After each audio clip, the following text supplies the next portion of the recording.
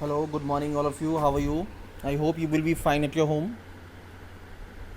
Now बात करते हैं इस क्लास की.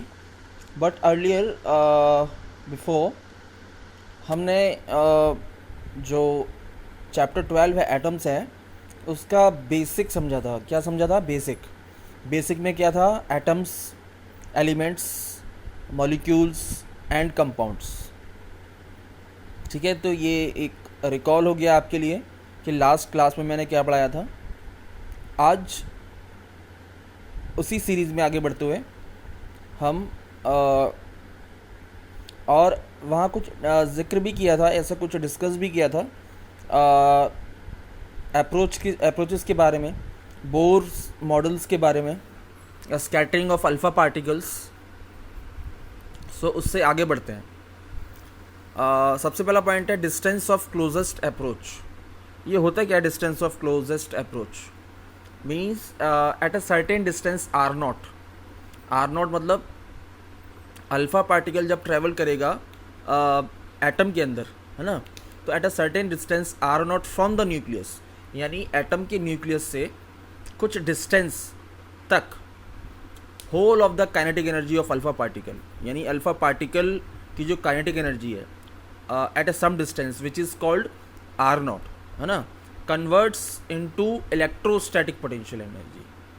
अब ऐसा क्यों होता है? आपको मालूम है कि बोर्स ने बोला था कि आई थिंक बोर्स ये बोल रहा था कि जो बीच में जो सेंट्रल पार्ट होता है एटम का वो पॉजिटिव पार्ट है, जो कि डिफाइन उन्होंने ये नहीं किया था.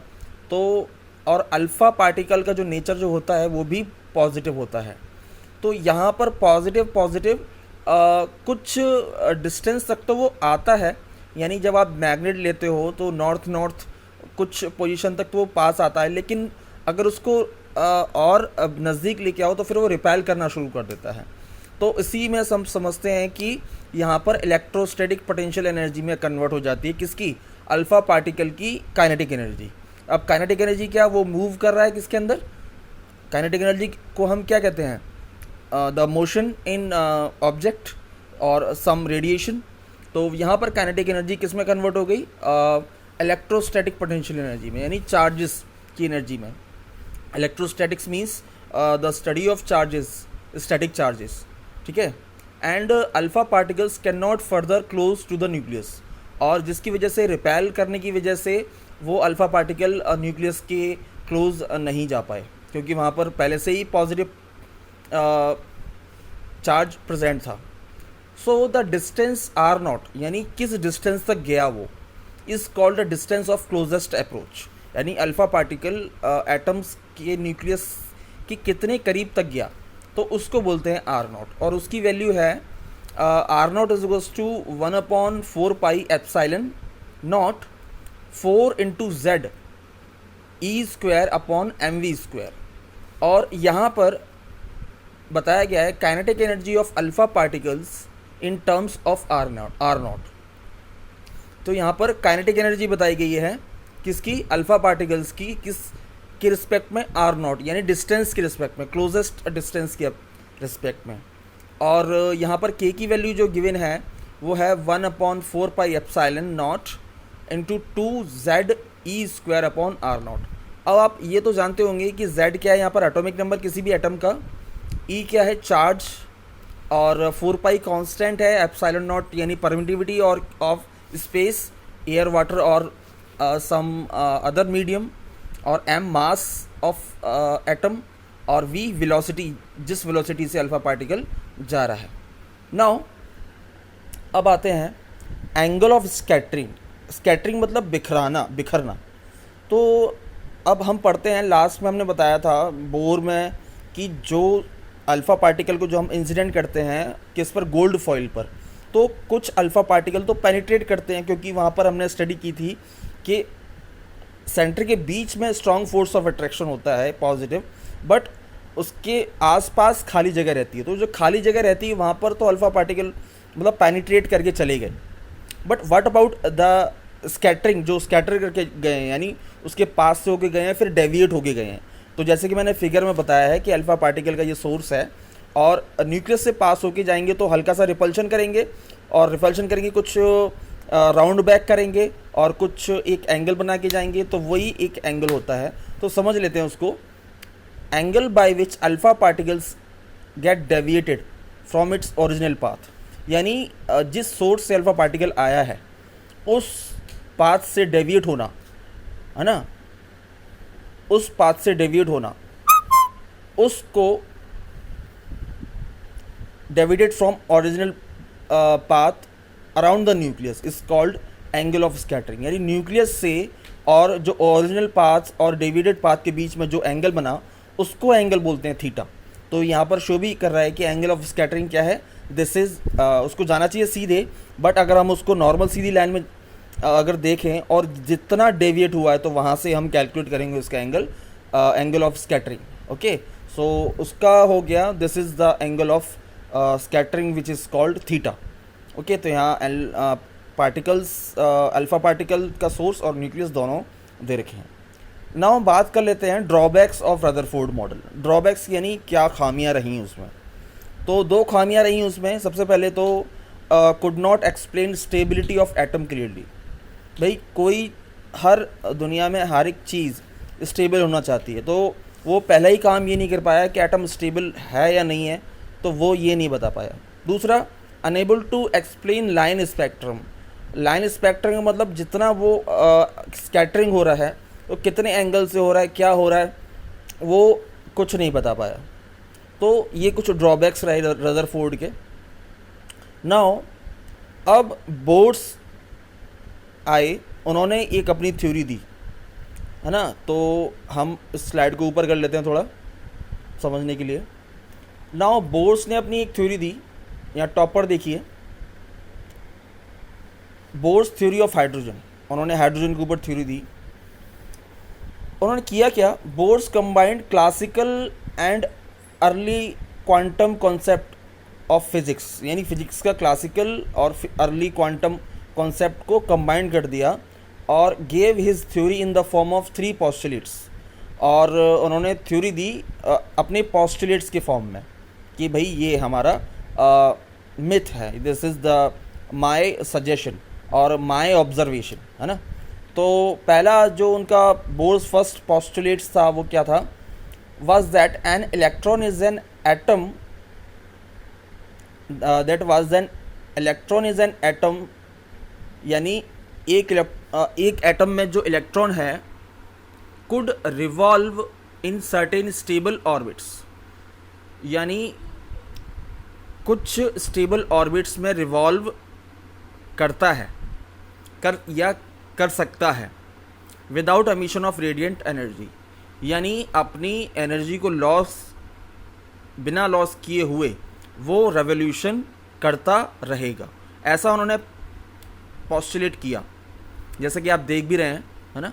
तो electron revolve around the nucleus.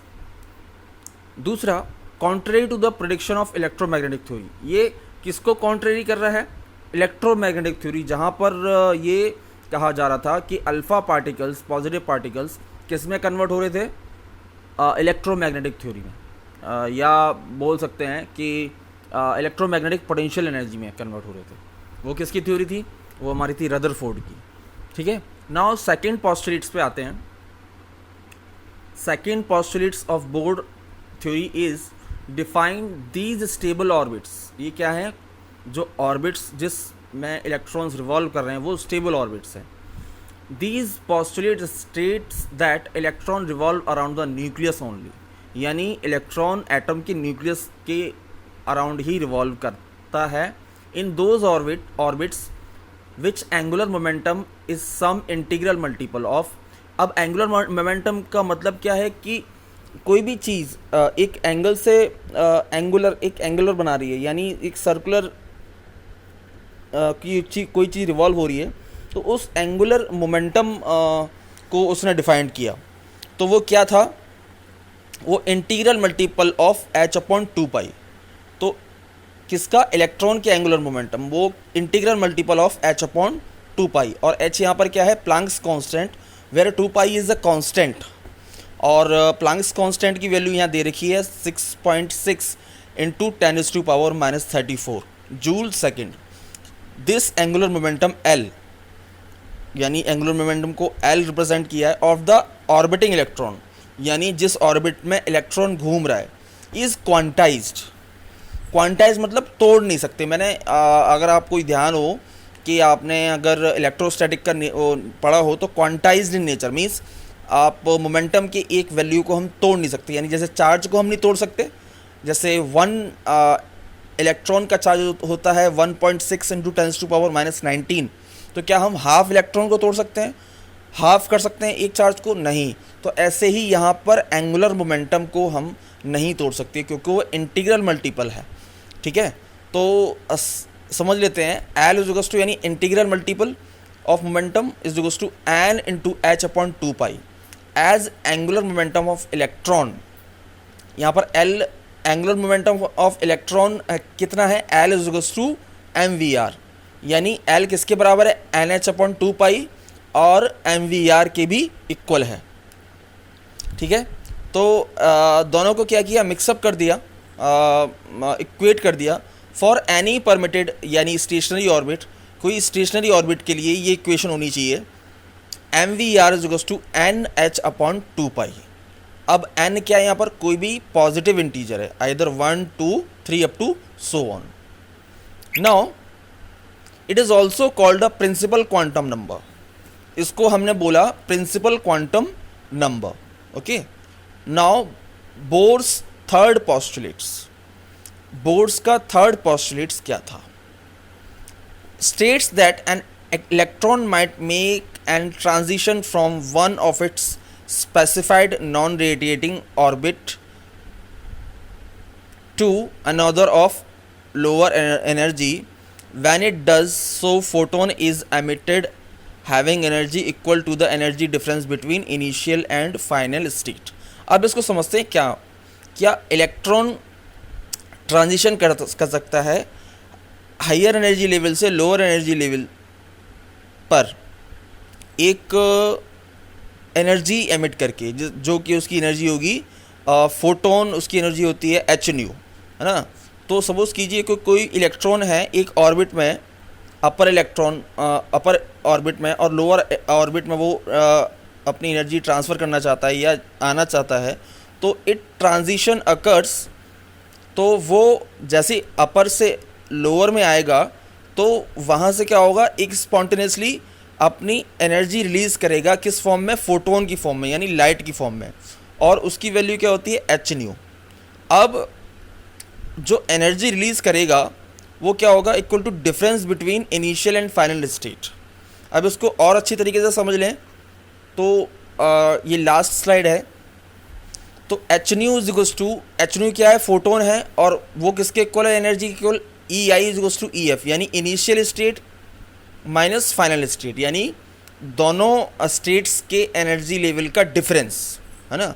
तो ये आप देख सकते हैं कि ई आई यानी एक कोई इलेक्ट्रॉन एक्साइटेड स्टेट्स में है, वो नीचे स्पॉन्टेनियसली जाता है, ट्रांजिशन करता है लोअर स्टेट में, और फोटोन छोड़ता है, यानी एच न्यू फोटोन छोड़ता है।